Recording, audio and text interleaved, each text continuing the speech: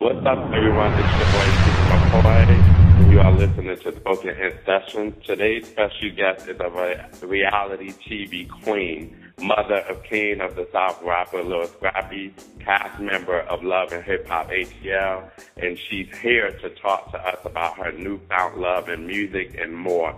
Warrior subjects, please welcome Queen Mama D.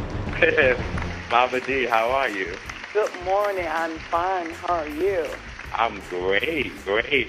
I have to let you know that I remember you were on Ustream some time back, and I remember your mom had recently passed, and I just remember how emotional you was, and I'm definitely one of the people that was praying for you and your family. Thank you. And I'm glad that you all had still kept it moving. Now, you're here to talk about your debut single titled I Deserve, and you look beautiful on the single cover. Thank now, you. I would have expected possibly a book from you, but not music. When did you decide that you wanted to actually sing? Well, it goes all the way back. I've been singing since the age of 9. My grandmother first discovered my voice. She put me in a child's choir at her church, and she told me, she said, I sung this song, You'll Never Walk Alone, in the dark. Oh, and she said, when I song. got the mic to sing lead, she said the deacon board started tapping their feet, and the mother's board started waving their hands. She said, my head went back, and you couldn't catch me ever since. So, can you talk to us about the meaning behind this inspirational song? Yes. It stems from, a lot of people come on my Twitter and they tell me to like mind my own business, a Scrappy be a man, or whatever. What they don't know is that I came up in a very bad childhood. My stepfather used to jump on me, my brother, and my mother. And my mother loved him so much she would tolerate the beatings. And I woke up, as a little girl, waking up to police being in the house and stuff like that all the time, the neighbors hearing the screams and stuff. And it was just crazy. Me sleeping on my desk in first grade, I got kept back because I would be up all night listening to all the craziness with the arguing and Wow. So, and my mother chose him over me. And, I wasn't a perfect teenager. I did the normal things teenagers do, craziness. Yeah. But he made a stand, either your daughter goes or I go. And she felt best that her man be there. So away, my grandmother continued to raise me, and my grandmother, until I became a young lady. And, people don't know still water run deep. And when I talk about this song, I felt like that everybody deserves to be loved, because it doesn't matter who fathered, a child, or who mothered a child. Every living thing deserves breath and life and love. And when I thought about it and I sat down and wrote it, I wanted people to feel, my essence, feel where I came from, and not just so to pick me from Love and Hip Hop, but to get to really know the woman. And in my song, I also let you know it doesn't matter whether you're man, woman, or child. It doesn't matter whether you're straight or gay. Everybody deserves love. And so that's where this song originated from my very soul. That's a very inspirational message. A song like that right now is like very needed with all of the craziness that's going on in music. Topics that people don't even touch on, Right. So I think as your debut single, that's amazing. Yeah, degrading women or men or women singing about pop that butt and all that stuff. Now we gotta get past all that. Yeah, absolutely. We think about the normal things that everybody needs, and right. there's so little of. You know what I'm saying? Yeah, absolutely. So I thought about Barry Manilow, that he got that song out years back. I write the song to make the whole world sing. Yeah. But it wasn't all Barry Manilow. Guess who else wrote a song that will make the whole world sing? Queen Mama T. Yes. So with everything that has happened during your childhood, was there a grudge that was held towards your mom? Yes. We did not have the best of relationship as mother and daughter, although I love my mom, and I feel that she loved me, but she didn't give me the best that she should have given me as a mom. Me being a mom, I know I didn't get it like that. Not like my baby sister who belonged to my stepfather. You know, they treated her like she was born with a silver spoon.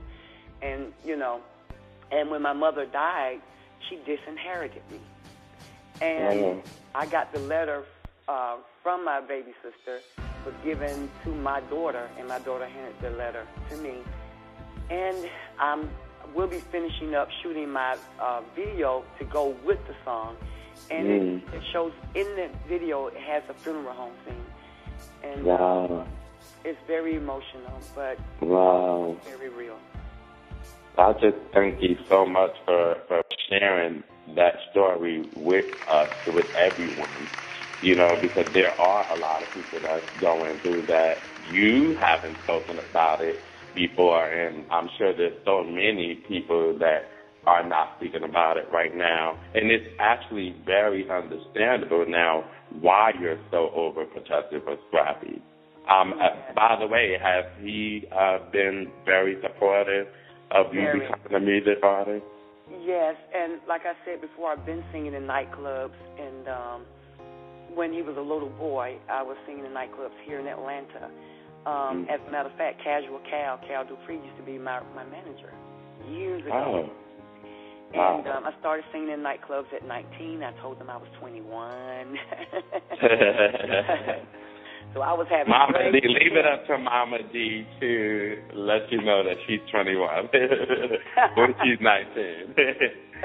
Yeah, so I've been in bands and stuff that traveled all, over the United States and used to perform. So I'm very comfortable, with myself on stage with a microphone in my hand. And I just, when he became a teenager, I just gave up music. I just stopped. But VH1 Love and Hip Hop Atlanta has given me a platform in which to come back out and try to reach the world. And I hope that this song touches somebody's soul, touches their heart, that if they have any anger or anguish or any hurt, that it would reach them from abroad. And I hope to capture the world's heart, not of just America, the world. Absolutely. Do you feel that Love and Hip Hop captures your true self? Because a lot of viewers feel like everything is off stage. How do you feel about that? Do you feel like it captures your true self? It captures me about, I say, 70%. The rest, they blotch out. You know what I'm saying? They don't really show you everything. So, I wished I had my own show so I could. I would love that. Right, like the Kardashians. You see them everyday interactions, whether they 3 days a week and whatever, and their family vacations and stuff like that. To be around me and my family, let me tell you something, we would put them to shame. Seriously. Shout out to Kris Jenner and shout out to I believe it. Siblings, but I'm telling you, because I don't know if you heard, about a few weeks ago, me and my whole family were at Nickelodeon for a family vacation. Oh, nice. And it happened. Yeah, they had 3 shows that involved kids. And I had to push my grandson out on stage to get chosen. I literally pushed him, and I mean it.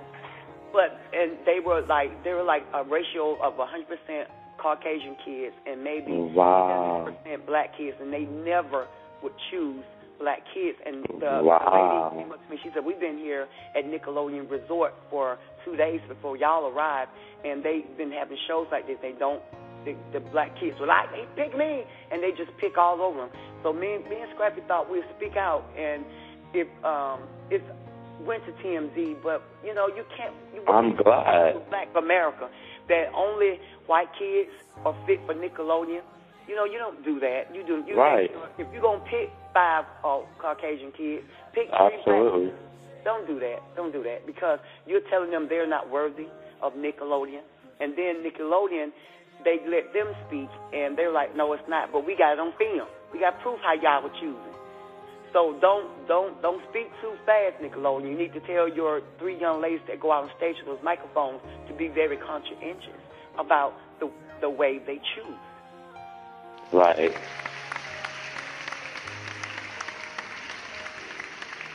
And it's all diverse if your children watching. And I spoke out on TMZ. I said, listen, don't listen to Mama D. Don't take my word. Go to Nickelodeon, look at their kids shows. Go to Disney, look at their kids shows, and see who all got the majority. Absolutely. Do your own homework.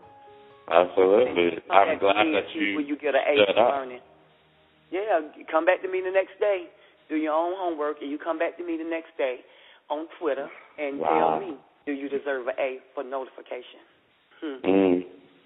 Wow, that's amazing. But I really appreciate you standing up, speaking out on that, because a lot of people are afraid to speak out. But we all know Queen Mama D ain't afraid to speak out on anything.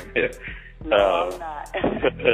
So I would like to know, I have to ask a personal question that I know people want to know.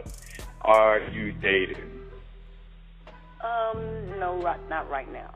I would love to have a king, but unfortunately, it's hard to find a man to fit the right criteria. Am I being kind of strict? Kind of, sort of, because you got to understand that what people don't understand is that my son does me the way that I do him. I was just about to ask you that. Because I was going to ask you. I can't let any man come in the palace. Because if he's unruly to me, my son will lay paws on him. You know, my black people believe in paw life.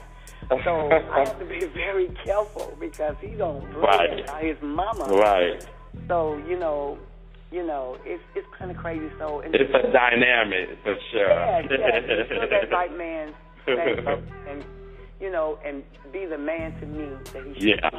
Then I'll sit on my throne and guard the palace all by myself. Yes, absolutely. And I love the way that you raised Scrappy as well, because, sure, he has that bad boy image, but at the end of the day, he's a gentleman, and he's very respectful to a woman. I think that's the positive thing that's shown. He's always been respectful. He takes care of his kids, which is another good reason why I would like to see a reality show, because there is a lot of positivity in that. I think sometimes people get confused because, maybe they may label you or Scrappy in a negative box because of all the other stuff that's going on. So, like you said, we only see a certain percentage of all of you, But, if I could speak for the cast of Love and Hip Hop, no one has us on their talk shows or anything. And I don't know why.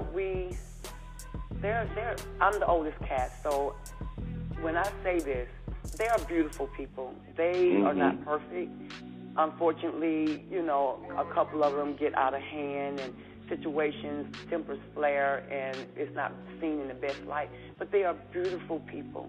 They are no different than anybody else. It's just that our lives are 60 or 70% put on TV. There's other Stevie J's. There are other Jocelyn's that swing on poles. There are other Mimis that make sex tapes. She ain't the first, won't be the last. It's just that our lives, there's nothing new up under the sun. There is nothing.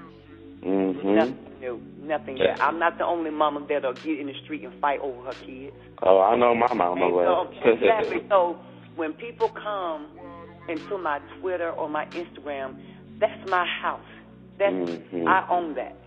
So when you come and you say negative things to me, I block you. Or I'll just let you know. People have the right to say what they want, but when you disrespect somebody's mom, if you don't like me, don't follow me. But trust me, if I don't like you, I wouldn't follow you. Right. You know what I'm saying? So when you come on my Twitter, on my Instagram, say positive things that will build someone, not tear them down. And coincidentally, everybody can follow the Queen at the CHA Real, REAL, Mama, MOMMA DEE. My Facebook, my Twitter, Instagram, all of them are locked to the same entrance. So, you know, the 18th, I'm very excited. I will be, when it airs me singing on TV, I will be at Club Sutra, right across from Club Opera, in Atlanta at 7 o'clock, doors open, and I'm gonna cook. I'm gonna cook my own. Yummy. Yeah, so people get a chance to eat with me, drink. Oh, nice. Fellowship and everything, and then when I may have to take a flight out there. Yeah, so when the show comes on at 8, they get to watch it with me. And then afterwards, I'm going to have a live band performance. I'm going to sing 3 other songs coming into I Deserve. Oh, nice. Yes. So are you going to release an EP, an album, or a mixtape? Yes, and they can go to iTunes that night. It will be ready for them to click on iTunes on the 18th, that night of the show. And Mama is a good businesswoman. Yes, guess what? The Queen will be turning 51 September the 21st. Wow. Yes, I am casting beautiful young ladies to become 12 models I have to pick to do a whole line of photo shoots with me down in Miami, Florida on the 20th. Nice. And so if they go to my Twitter or my Instagram, their details are listed. And it's going to be beautiful. And that on the 21st, which falls on a Sunday of September, I will be turning 51. Wow, this is your season. This is definitely your season. And that's to promote the Queen clothing line. Yeah. Oh, right. Okay. The Queen is coming out with her own clothing line, and it depicts sort of kind of Jackie Kennedy or Onassis type dresses, the A-line. And you got after 5 dresses, and you will have evening gowns. Oh, great. Because I want women to stop trying to show butt and breast all the time. You don't have to show skin to get in, baby. You get contour if your body is right, baby, and get in my gowns and my dresses and just be voluptuous and just beautiful.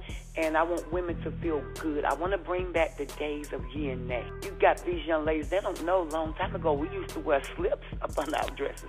They know nothing of the sort. Yeah, you got to show them, Mama D. You have to show them. So where do you see yourself within the next 5 to 10 years? Being though you have all of this going on, which obviously can lead to other great things. I want to do commercials, movies. I want to do more songs.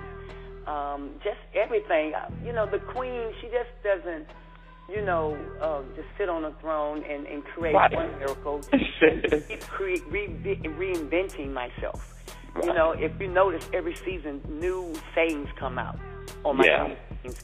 You know, what I did was I studied the 17th and 16th century Queen of England, and I go back to King George and all of them, and I went all the way back, and I studied the folklore of what they were saying and how they were saying what this meant. Oh, wow. And then, I apply that to my green. Right. And if you're going to claim something, then, you have to study it and you have to become it. And you are definitely a queen. And I just want to say thank you so much for coming to the show and just sharing your story. And we'll be here to support you every step of the way. Thank you so much for having me. And thank you. I want to remind everybody, I won't be on tonight's episode, but I will be on the season finale on the 18th of August. And they will be introduced to my self-entitled song, I Deserve. In that order. Exactly. I couldn't have put it better. Yeah. Thank you so much, Mama D. Thank you. Goodbye.